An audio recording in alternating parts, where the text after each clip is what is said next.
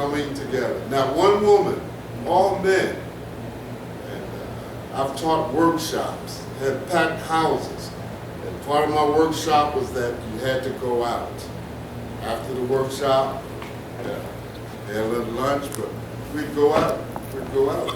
Brooklyn, we'd go out in the neighborhoods, passing out tracts and talking to people.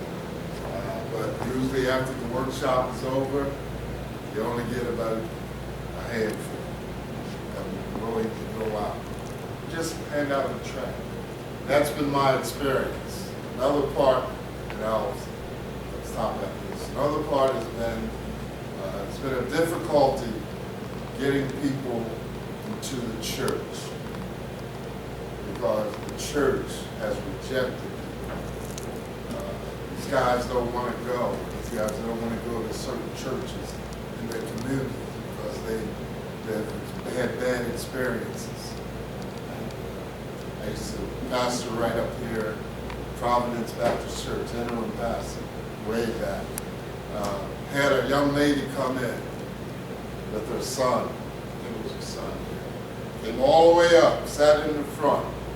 She was, hadn't been drinking. She came all the way up to the front. And you could see she was looking. She was looking at something. Just before I preached, I had to go down to the office and get something. I came back up, looked around, and you know they had ushered the lady out of the church. And man, it made me so mad. I just gave it to him.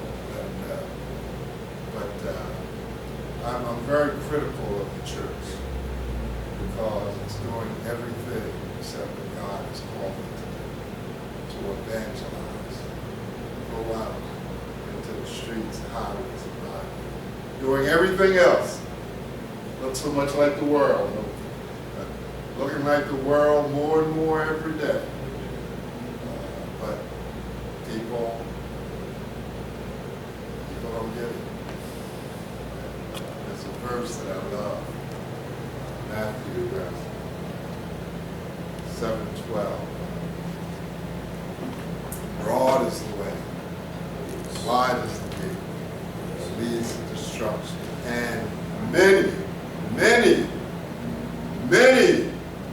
are on that road. But narrow is the gate and narrow is the way that leads to life eternal. And few will find it. After hearing the survey of about each church, 10% of the people in the church are actually saved. That's terrible. That's terrible. But it shows me why the church is going the way it's going. Because you got a lot of worldliness in the church. But thank God for you brothers. I mean, you guys, you lifted me up today. I mean, I'm rejoicing. I'm going to tell my wife this, she ain't going to leave. But all these brothers, ain't many of us, but it's more than I've ever seen. And I thank God for each one of you. And I'm excited about evangelism just as you. So thank you. Thank you for this time.